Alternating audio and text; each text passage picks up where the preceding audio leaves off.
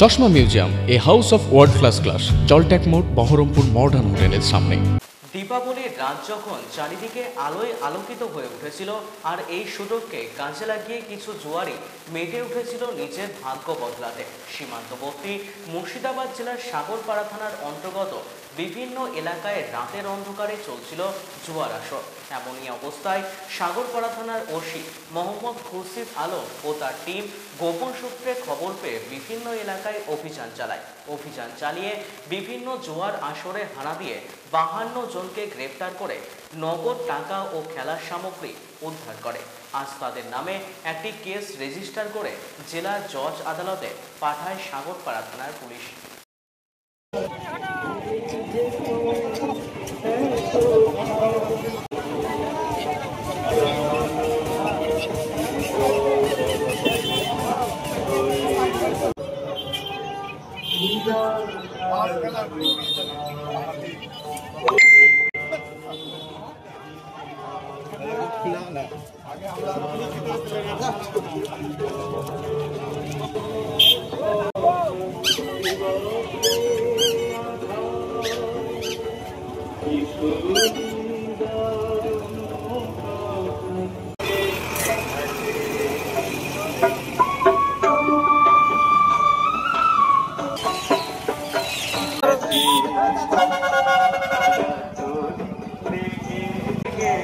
চাচা সর